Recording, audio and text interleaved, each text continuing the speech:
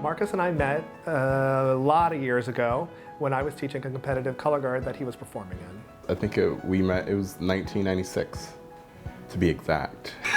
I was going out with some friends and I was trying to decide what to wear. My friend said, "You should wear a really nice shirt because you might meet the woman of your dreams." And we were walking and I saw her through the window and I said, "She's the one." I met David at the gym. I was working out. I saw him in just the secluded one over there and got to know him and worked its way from there. I would say it was lust at first sight, and love did come though. Love came. Yeah. We met at the gym. One day we sat and started talking in the sauna, and the next day we ran into each other in the locker room. I passed as he was coming out, I was going in, and we said hi, and then he asked me out. The story goes two different ways.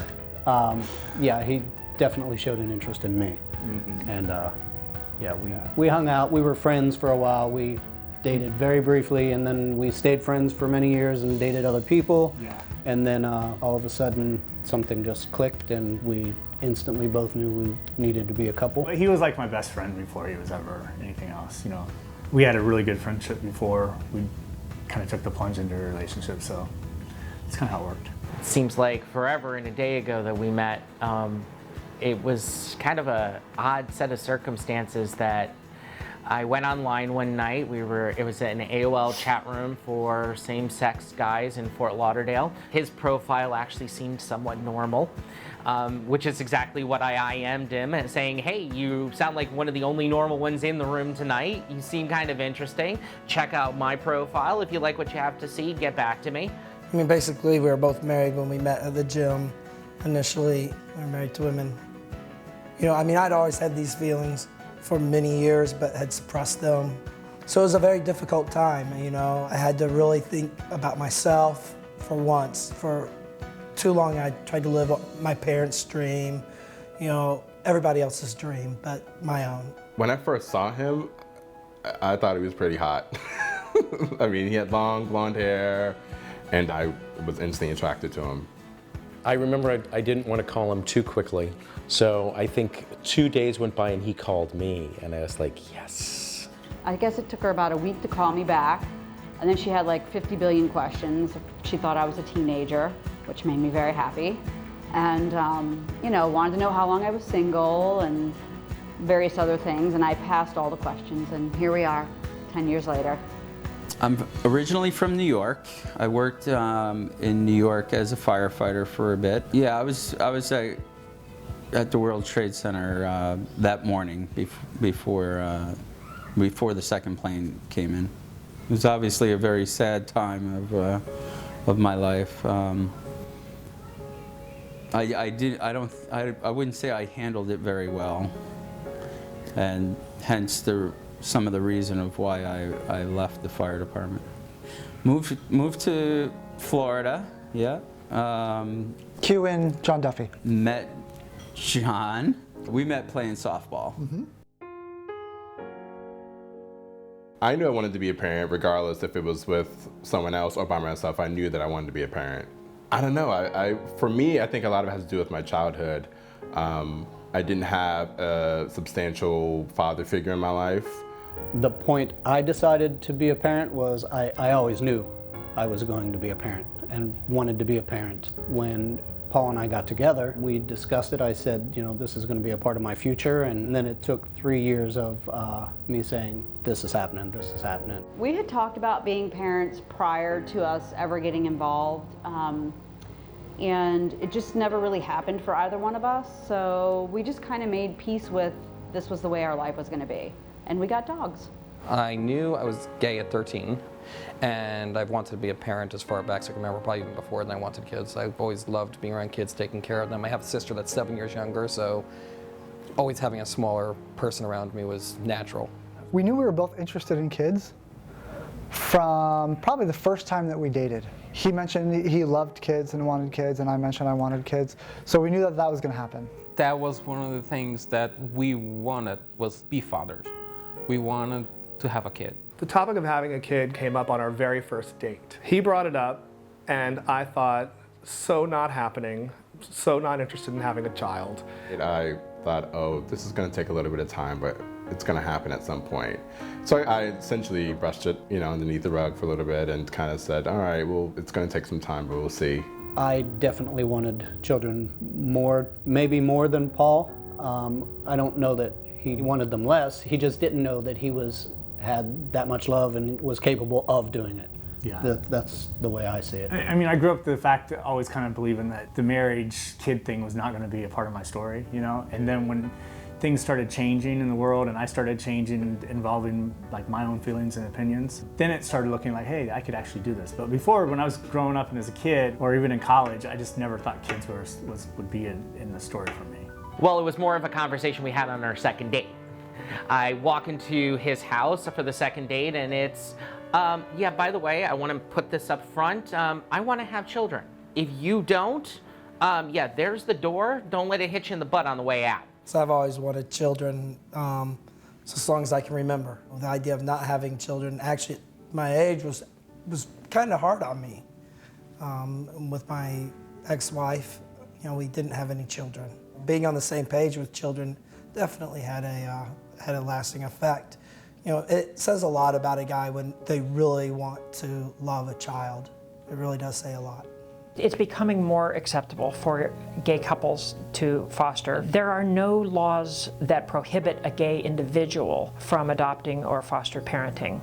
However, there are attitudes and practices that have the effect of discriminating against our families. That said, there are now 8 states that have actual anti-discrimination laws in place in foster and adoption care practices. I did know that you could foster a child, but it was always one of those things that you had to hide it. There was somebody that I knew who was fostering a child, and his partner had to be set up in a separate bedroom with other pictures of just him, and that was his room, that was his space, and then this was us over here, and I was the one that was fostering, and he's just kind of the one that was living here, kind of thing. We really didn't know that we could foster. All we knew is that we wanted to start a family. Frankie just wanted to help kids. His motive was just to help kids, and really that's where we were at when the journey began. I always thought I was going to be a parent, and I knew I was always gay, and I had the discussion with my father, and my dad was like, well, how are you going to be able to be a parent? This was back in the day when I was 18, and I said, I don't know. So then it kind of came off the shelf because we really didn't think that gay people can be parents. We didn't really realize that we had the ability to adopt until we went to one of the Pride festivals. And there was one of the workers there at our agency, that Amanda Booth, and she had told us about the possibility of fostering a child. It was just thinking that we weren't able to legally, and that people didn't want us to in general. Society didn't want us to. They weren't going to facilitate that for us. Science has evolved everything to where we can be inseminated, to where, a whole bunch of things, and now we can be parents, or even being foster parents. Did I know if it was possible for gays to foster?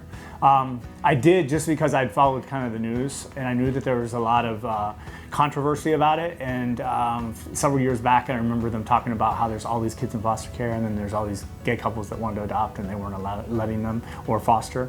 So I knew the laws had changed and the rules kind of had changed, so I was aware of it. Nearly every person involved in the foster care movement says that the biggest obstacle to reducing the number of children that are aging out of the system is the availability of loving homes. There are about 400,000 young people in the foster care system in the United States at any given time. And there are about 100,000 of them that are available for adoption. There are estimates that would suggest that if the discriminatory practices, beliefs, in some cases even laws, were not there are enough LGBT couples to completely eliminate that number of people, those young people, from aging out of the system.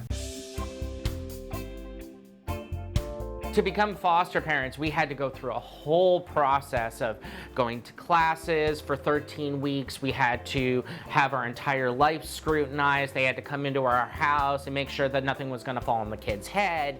They really went out of their way to make it very difficult in many ways, but, you know, wanting to protect the child, but at the same time wanting to make sure that, you know, the kid was going to be in safe hands as a temporary caregiver. When we decided, or finally got to the place where we were both on board with becoming foster parents, I had us signed up for class in less than a week and just jumped into it before he could get cold feet.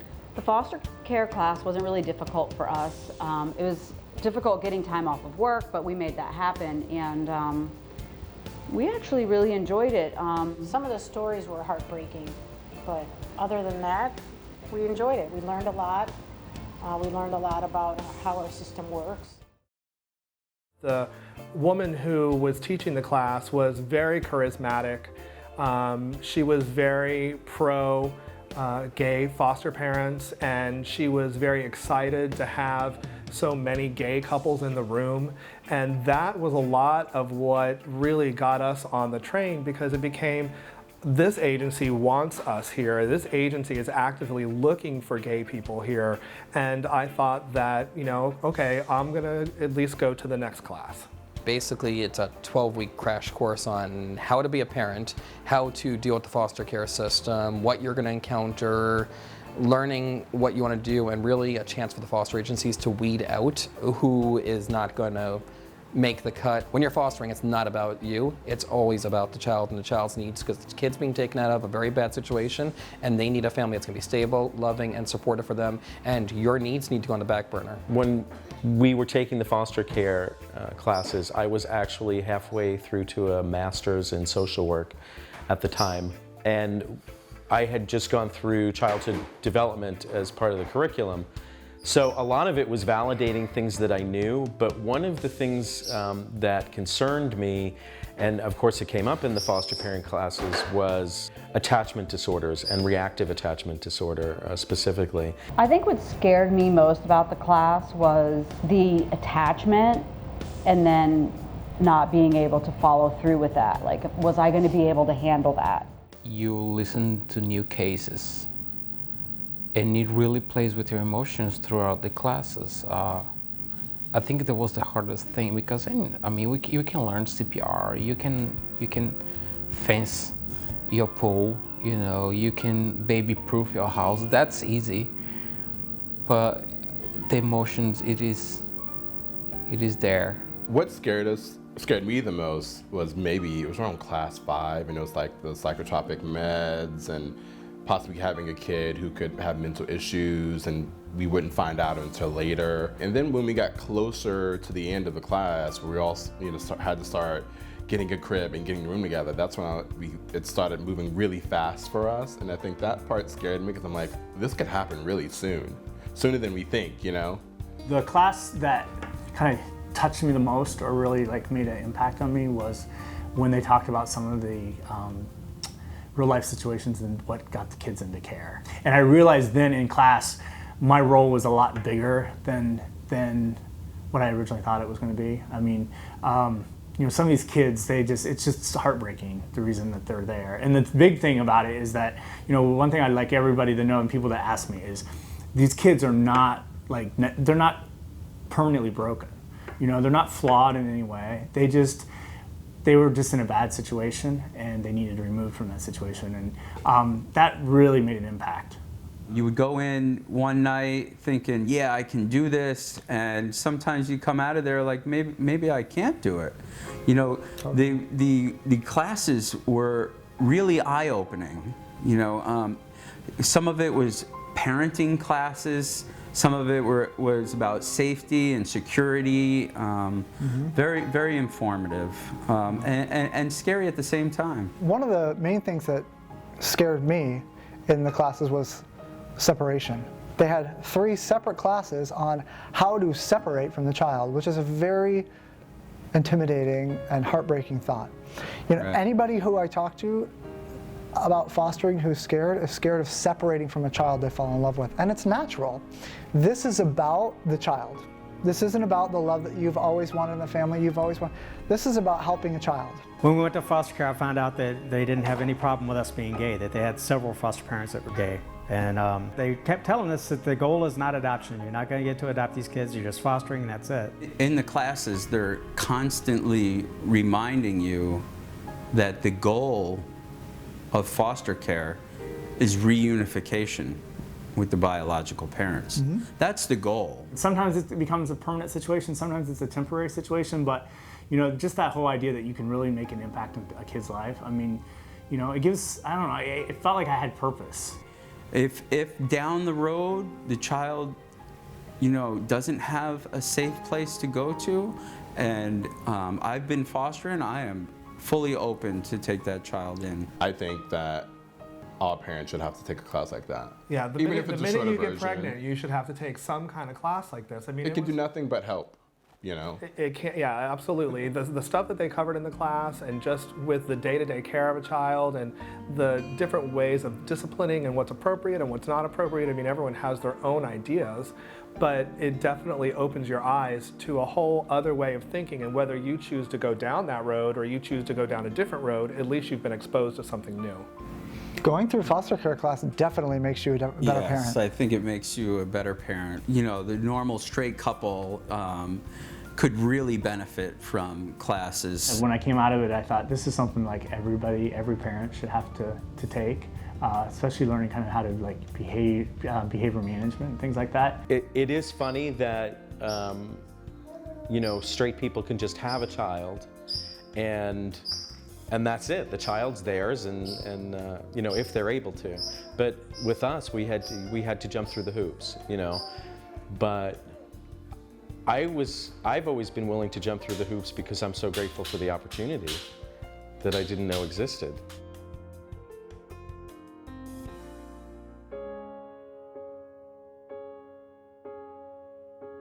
For us, it didn't really matter about the age or gender. We were asking for 6 weeks to 18 months, 2 years about. Fortunately for us, we essentially wanted the same thing. We wanted one that was old enough that they weren't completely, you know, unable to take care of themselves, but at the same time weren't old enough that they'd be coming with, you know, a whole bunch of baggage.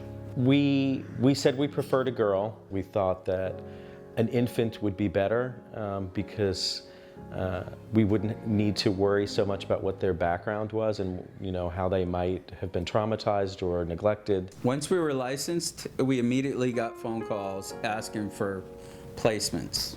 Now, immediately, we're talking an hour. Yeah, Maybe? an hour after being licensed. That's not an hour after getting our license. That's an hour after them saying, hey, we're going to mail your license in the mail now. When she came home from the hospital, she was just under 4 weeks old. She had some issues when she was born, and she had to stay in the NICU for about 3.5 weeks. He was 3 months old when he came to our house, to our care.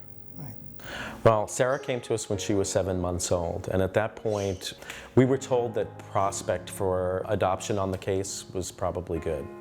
Nikki was 18 months old when we first got her. Admittedly, it was a little rocky the first couple of months. She was very, very scared. She had no idea what was happening to her. I think I may have been scared, but my elation kind of overrode all of that, and just this natural drive just to care for her was amazing. I wasn't scared about becoming a parent or a gay foster parent or however society wants to label it. It's just, to me, it was just natural progression of you have a child and you just do it. You know, no more nerves than anybody else would have. We weren't really scared because at the NICU, the nurses there were fantastic. They kind of taught us how to do things, changing diapers, bathing, what happens, you know, if they're crying, or, you know, just they kind of walked us through the whole thing. And I was scared to death, We especially were with the baby. scared to death. Thank God for Google. Oh my gosh, I don't know what I would do if I didn't know how Google how to wash a baby, how to feed a baby. It was good. They say they don't make instruction manuals for babies. Check out Google. Check out Google. It's all there. The first few hours of having an infant in the home was a little stressful, a little confusing, like, all right, now what do we do, you know? Thank God I was in nursing school at the time, and we called one of my nursing buddies, and she came over. She's like, the first thing we have to do is get a bassinet. And I was like, great, okay, we're gonna get a bassinet. We have to get a bassinet. We have to get a bassinet, but what's a bassinet? When Sarah first came to us, I think after she brought the first couple of childhood illnesses home from daycare to us, there was part of me that was concerned because then we in turn would get them. And that stopped after the first couple of months. She would still get sick, but we wouldn't. But I thought, I can't be sick all the time like this. What are we gonna do, you know? But at the same time, you know, you fall in love, and you realize that parenting is just a different set of problems. Anything that's rewarding is also challenging usually. The thing is that when we first brought her home, I mean, she put it very gently, we were a little freaked out because we're two single women who, you know, our lives did not evolve around anything other than what, you know, biking, hiking, Vacations, kayaking, dinners, friends. We had laundry piled up. The house was a tornado. I mean, we really, honey, you got to tell them. We were a little freaked out in the beginning because we were not used to children at all. I never thought that it was too difficult and that we might consider giving the baby back. I did think that to be a single parent must be very, very challenging. And I don't know how a single parent could do it. Yeah, I remember the first night that I got up and held him in my arms and fed him his first bottle. And I looked into his little eyes and he looked back at me with his blue eyes. And I knew it was just love. I melted right there, and I knew I'd do anything for that child.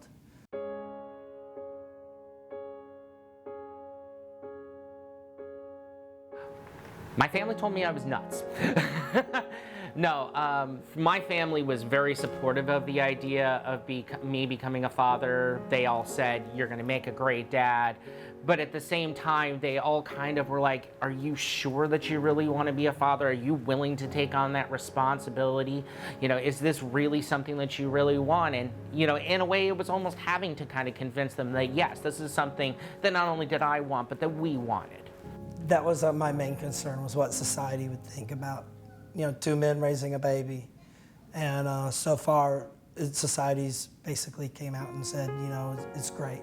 For the most part. I'm sure there are people out there that I have not met yet that would be totally against it. And probably some of my friends would be against it from my previous life with my wife. But right now, I haven't seen anything. The biggest problem for LGBT couples to form their families and to participate fully in the social fabric of the American culture still remains bias and stigma throughout many levels of our society. My family, they love it. I mean, it was just like tears. It's like, that'll be great. It's a great thing that you're doing. You know, my friends as well, they all supported us. Luckily for us, we have only experienced positive moments from different people in public, people complimenting our family, being excited about our family, curious about our family. We haven't experienced anything negative. You know, for the people that are still running around, you know, doused in hate, that's on them. Our friends were blown away, and they pretty much have been supportive throughout, but I think that they were more shocked than even our family members were. Since having a child, our friends have definitely changed.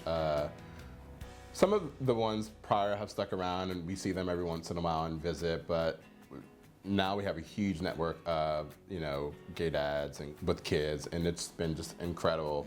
Some of the obstacles that kind of came to mind is family.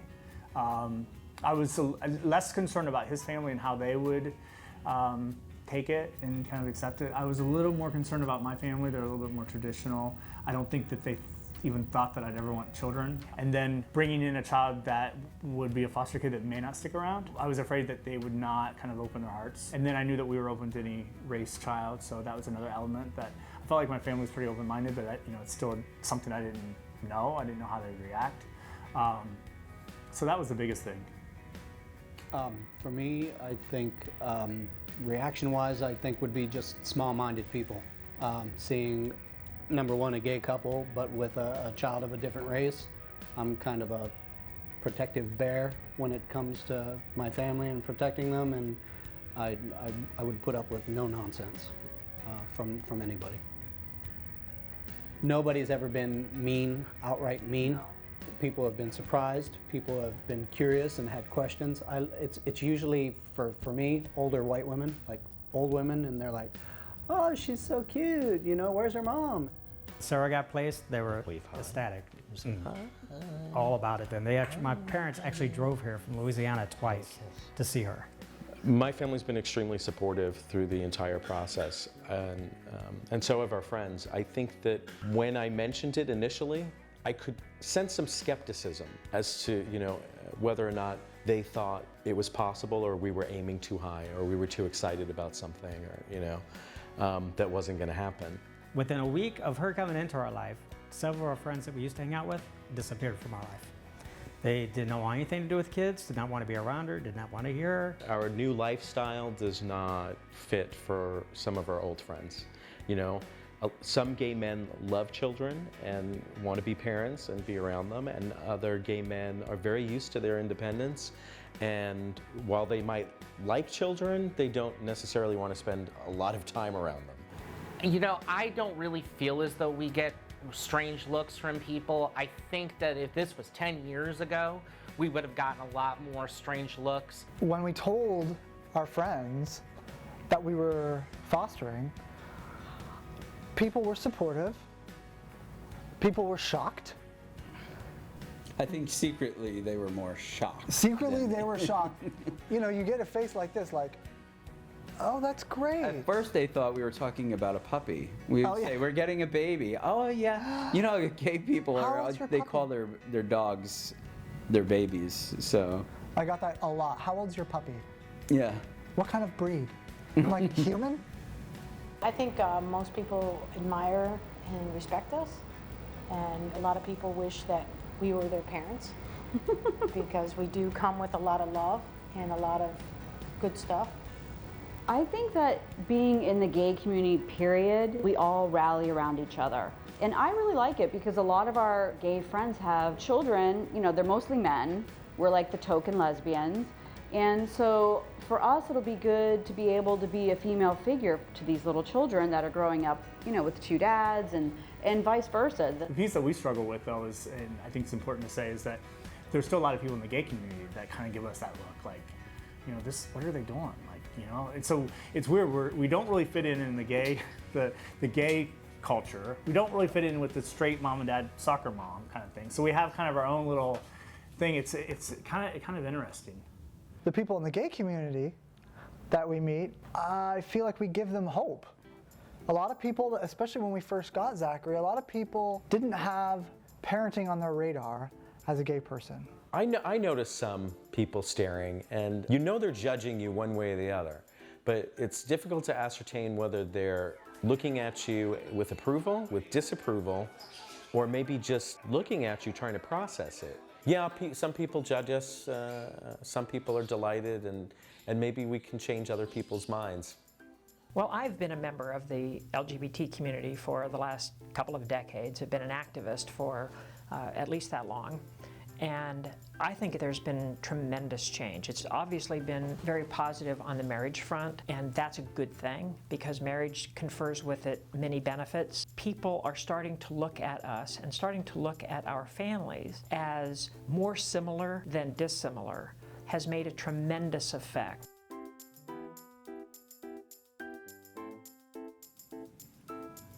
We really do want to adopt our foster child if and when he goes to adoption. And we are actually close to that point in the case. So it's looking pretty good in favor of us, but that could change on a dime. And we really have to be careful with getting our hopes up too high.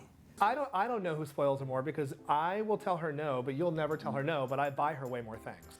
Yeah, out of control with the dresses and the bows. I mean, This is why we had to have a girl, because I Right. needed to have a girl. And I was fine with that. Completely fine with that. We get a lot of, wow, it really looks like she's your daughter. She looks like a combination of the two of you. Or we get the other flip side of the coin. It looks like she's his daughter and he had her with a white lady with blonde hair. I'm called Papa, and Dave is called Daddy. Nikki is very outgoing. She's very personable, affectionate, and caring. Nikki is now 4 years old. She's legally adopted. The papers are signed. The ink is dry. Now it's a brand new chapter in our life. It's the chapter of us really being a family together. Zachary is now 3.5 years old. We brought him home when he was 19 days old. We adopted him when he was 18 months old. He's very healthy, very intelligent, does very well at school. He calls me Daddy Frankie. And I'm Daddy Johnny. Our life now is the life of every other parent. I mean, we get up, Zachary has a bowl of cereal, we get him off to school, and we go through our lives, we pick him up, we have dinner, and then it's night-night time, you know? And it's colored with what happens when you have a 3.5-year-old. So our house isn't as clean, our laundry is not always as done, but you know, it's a blast. You know, one of the things that I've learned about the whole foster care system is that you just have to be in the moment. You never know. Yeah. And it's so funny because people will ask me, how's it going? And it's like every week I feel like, well, I'll know at the next court date. I never know anything. Right. All I know is today, she's had a great morning. She has a wonderful life right now. And hopefully we'll be able to help her parents realize, you know, how to do it. Right now, the mother's not equipped to take her, and if she goes back too soon, it wouldn't be to the benefit of her, the foster baby. You know, the thing about it is too, is that for us, we've learned to trust the process. And we're not in charge, you know. I believe everybody has a path, and I really truly know that about this little lady because she was placed and nobody picked her up, and she ended up coming to our home. So there's a reason why we have her, and you know, it's gonna work out the way it's supposed to. And I know I say that very calmly now, and the day that they say you have to give her back, I'm probably not gonna be this calm. That's why I've learned to stay in the moment with it.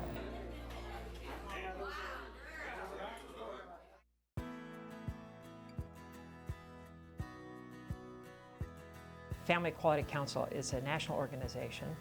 We connect, support, represent LGBT-headed families across the country. We empower parents, grandparents, children of LGBT couples to advocate for themselves, and we support them and advocate for fair laws around the country.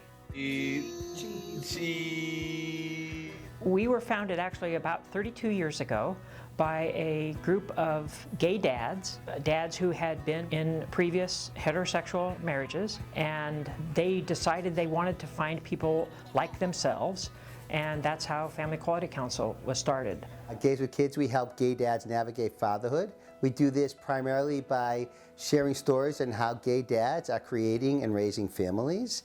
In addition to that, it's really our mission to make sure that every gay dad, regardless of his path to fatherhood or where he lives, feels welcome and represented. We felt that it was important to create Gays with Kids because we knew that we felt somewhat alienated from being able to connect with other gay dads. Let's face it, there are some issues.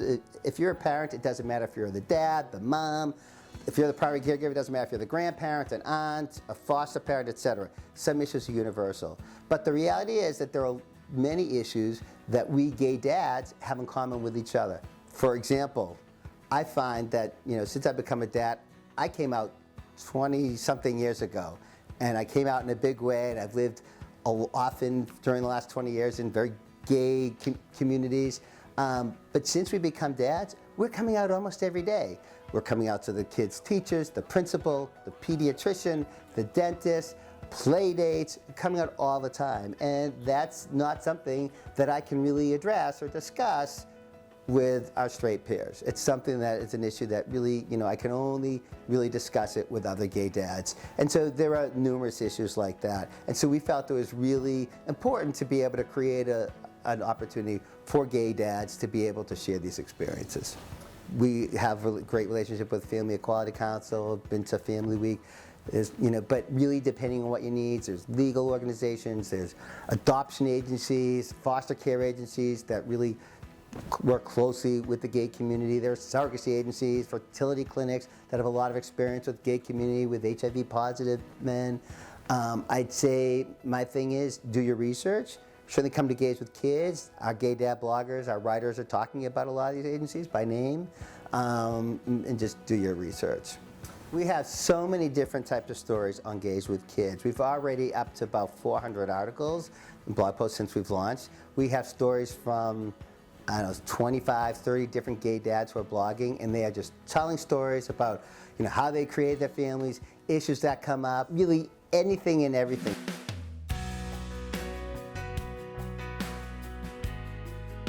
The first 6 months that we had this child, I'd wake up every morning and had to think to myself, this is not my child. I love this child, but this is not my child. It's very difficult, but there's also nothing more rewarding than seeing this little thing that you used to hold that all it could do was stare back at you, grow into a little boy that runs around and just goes crazy. The one advice that I can give to anybody that's thinking about wanting to be a foster parent is be very serious about the fact that this is what you want to do. It is the hardest thing that you will ever do in your life, and you have to be prepared about the fact that you are going to live every day of your life until that day when the judge says, congratulations, you are a forever family. That you are going to live under the constant fear that that a relative's going to come along that they didn't know about, that something's going to happen, and that at a moment's notice you could get that call, have a bag packed, that we're coming to get the kid and they're going to be leaving you. Most of the time, your first placement doesn't stay. Most of the time, your first placement gets reunified, and I think it gives you an opportunity to sit down with your partner, or if you're doing it as a single person, to really say, is this the life I want for me? Am I ready to do this for the next 18 years? And I think it gives you a time to press pause. And I hate talking about it like this, but from a financial standpoint, it is way less of a burden than surrogacy or adoption. It's different. There's definitely expenses, don't get it wrong, but it's not nearly that level. Fostering, your heart is in it, no matter what. But from a practical standpoint in parenting and wanting to be a parent, it's a wonderful test ground. Know exactly what the both of you want as a unit before you proceed. Raising any kid, your own kid, a foster kid, it's a lot of work, Yeah. If you're ready to take the plunge, take it. And when you're going through foster care, think of it like a team. It's important to think of all of the people, because there is a lot of people that you're going to be involved with. You have to think of it like a team. And wherever anybody falls short of any skill or anything they're supposed to be doing, you pick up that skill if you have it, And the purpose, everyone's purpose, is to take care of the child. It's not about making sure that I get what I need and making sure to point out what this person or that person did or didn't do. It's about creating an environment where a child can thrive. I think people should foster because if you're in a place where you can help someone, do it. I mean, it's your job as a human being, as being part of the community, as being an individual that cares for your community. I think that's why you should foster. Fostering a child is not difficult. That was the biggest surprise, I think, in all of this. It was easy. The adjustment was easy. The time frame was easy. Everything was easy. Try not to get tunnel vision of what you're looking for, but maybe keep your options open. Maybe an older child, maybe a child of a different race, different background, things like that, because you'll find that there's so many kids that need a good home, and you could be that home that they need. I think everybody should take it on. I don't think it should be a gay thing. I think that if you have a home that's loving and supporting, and you could help a child, maybe not permanently, but maybe just for a short period of time, really think about it. and I don't think it has to be a gay couple thing or a straight couple thing. I think it's just, families, I mean, we have people in our class, it's like a mother and a grandmother that they're doing this, so it doesn't have to be the traditional what you think of a mom and dad. I mean, kids just need, biggest thing they need structure, and they need stability, and they need lots of love. That's it. The fostering system, finally looking at and allowing gays to foster, is an extremely practical idea. I've seen there's so many children in the system that need love, that need help, that need to be taken care of, that need a safe place with loving people with good heads on their shoulders. But I think that gays are, they're so happy to become parents. Certainly there are a lot of gay men who are interested in becoming dads, and I think foster care would be a great option for many people. All of the leading national child welfare and social welfare agencies agree that children raised by lesbian, gay, bisexual, transgender, and queer parents are as happy, healthy, and well-adjusted as children raised by different sex parents. What I would say to couples today, LGBT couples who are looking to raise children but aren't sure, the best way is to follow your heart. The most important thing to do is to be true to who you are. If you're a parent at heart, if you know that you have what it takes to be a parent, to give a part of your life to a young person, then do that. Anybody who's looking to become a parent, whether it's adoptive, biological, or foster, the best piece of advice I can give them as a parent and somebody who wasn't, make sure this is what you want to do, because having a child is not like returning a puppy the day after Christmas because you've changed your mind. This is a human being that has feelings. When you're a foster parent, you never know what's going to happen from day to day, and you have to be strong in your relationship. You have to be willing to be a team, because there are going to be days when one of you is going to get upset, one of you is going to want to give up, one of you is going to want to say this isn't worth it. And you need to be strong enough to be there, and it does change your relationship. From the moment that you start your relationship, it changes your relationship, and that comes with being a parent too. But you really have to be prepared to be a team at all times. I think we helped recruit several gay parents. I mean, for the most part, people, our social ring, people didn't even think about parenting. They saw that we could do it. They saw that we were doing it, and it gave them hope, and they followed through. And now several of our friends and are doing the foster parent now. And I mean, look, you don't know how amazing it is, and you don't know how possible it is until you do it. I think that even if you're not sure that you want to have children, the foster care system's a great way to go. It's like test driving a car. You take a child, but I mean, once you bring a child into your home, you're going to be in love, and you're never going to want to not have a child, right? Everything happens for a reason, as far as I'm concerned, and I think it's more important to foster than to create a child in any way, because there's so many kids that need a family. I was brought up in a really chaotic situation, and knew that I wanted to do something for a kid and kind of get them out of a situation that was similar for me.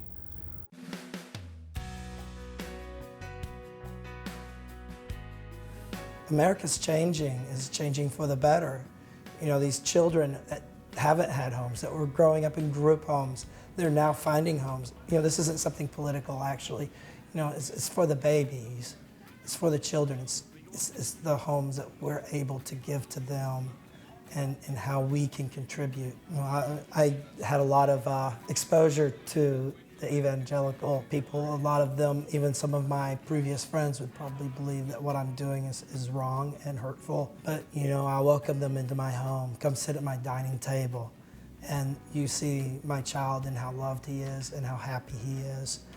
And then maybe you might reconsider. There's some people that will never accept us, and that's fine. They can live in their little box, and we'll just keep moving forward, loving this child. America is changing. It's changing for the better.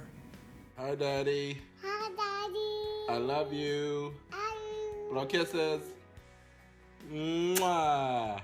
To the naysayers of gay people raising children or interracial couples raising children, you know, I don't need to say anything to them because they just have to look at our daughter. She's thriving, she's beautiful, she's happy, and if that's not enough for them, then that's on them. They got to figure it out on their own time. You know, we're happy where we're at and what we're doing. You go do your thing, we'll do our thing. Oh wow, what's the takeaway and the biggest reward? Just waking up to her beautiful face and his beautiful face every morning and, you know, saying this is our family forever, and I couldn't be more happier. Good morning, Pop-Pop.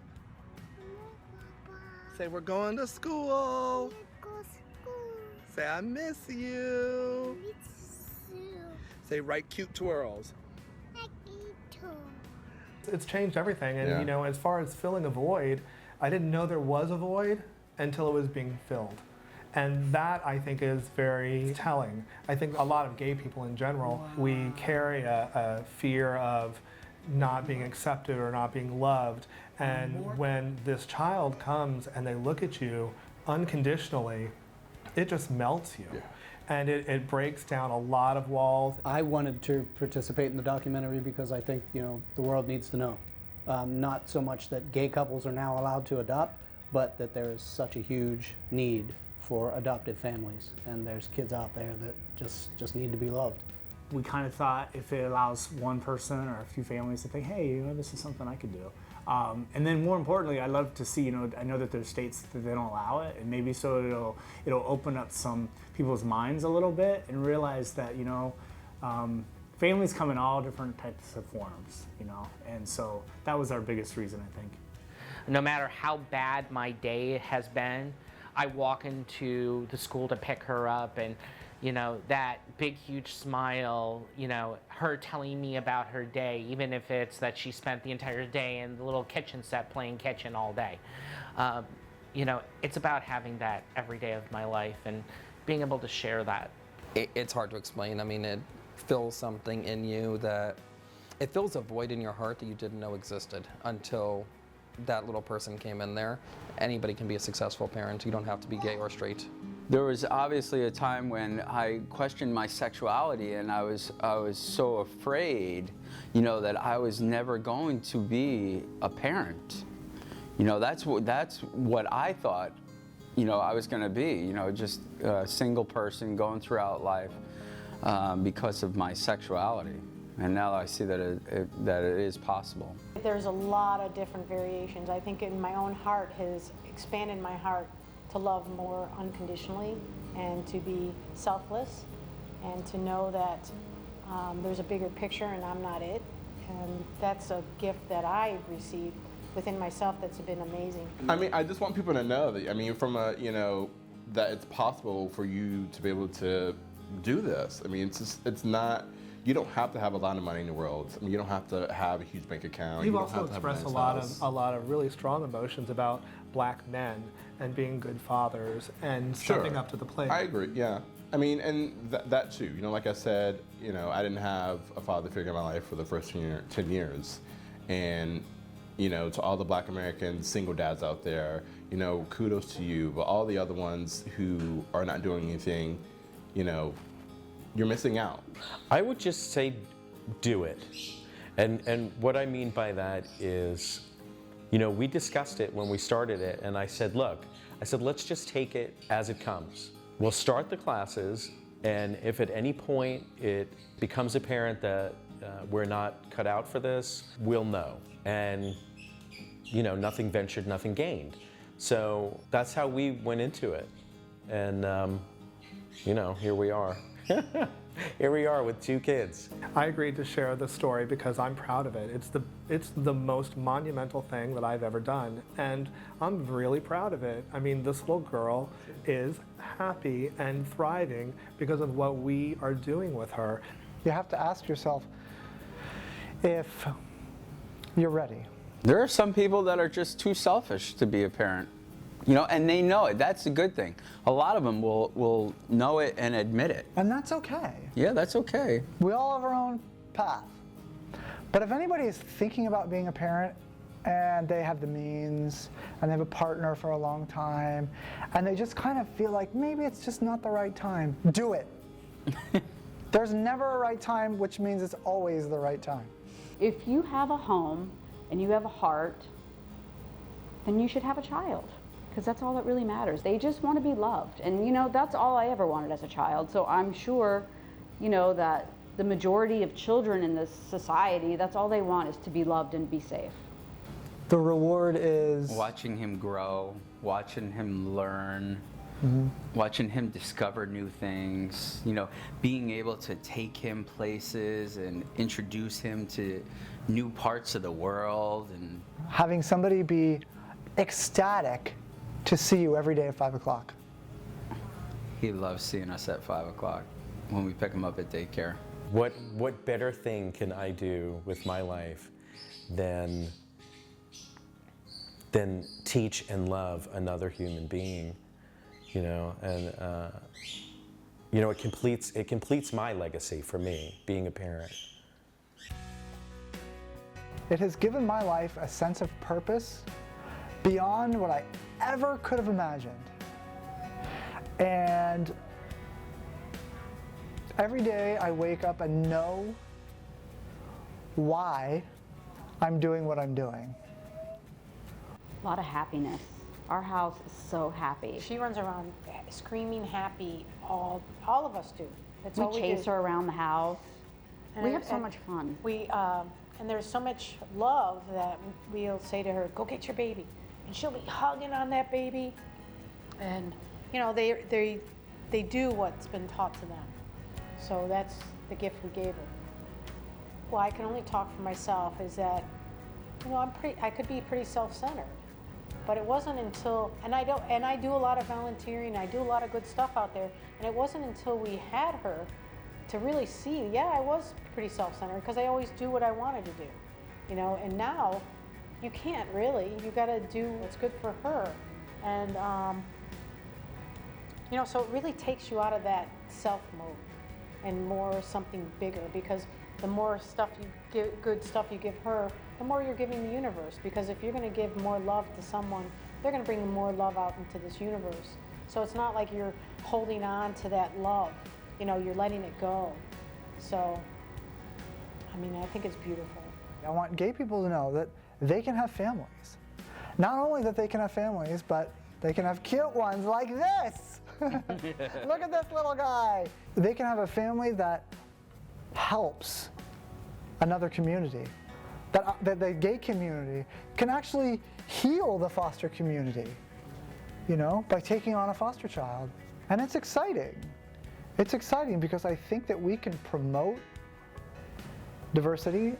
We can promote for people to open their minds and open their hearts and realize that we're just a family. We're just another family. I mean, we are the Cleavers.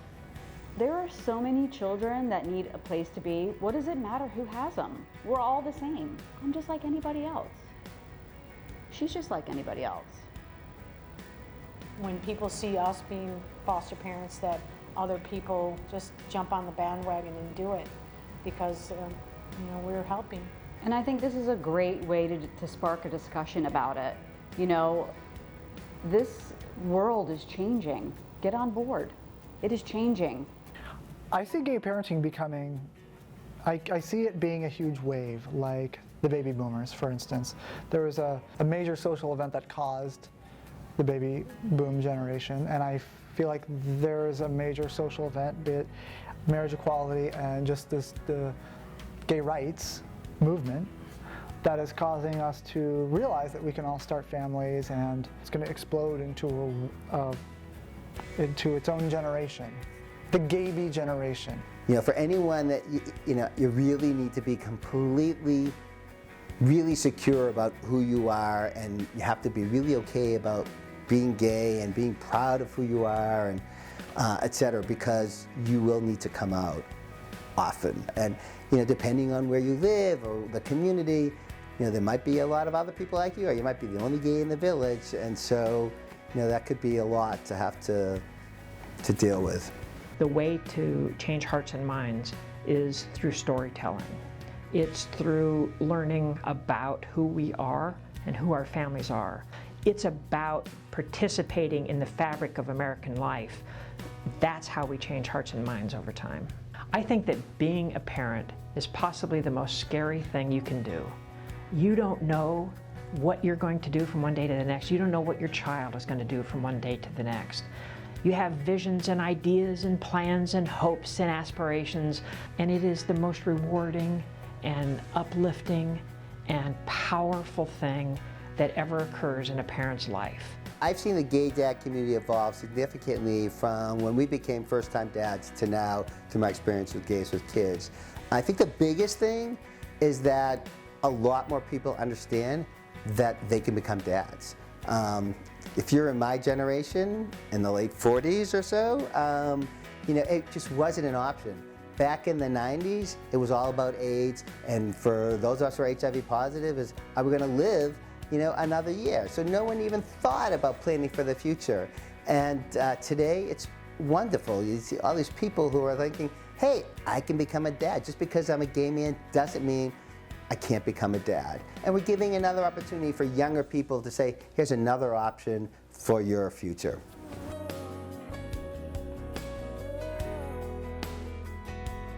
How did I know that you would come along and change my world? How did I see love that was meant to be?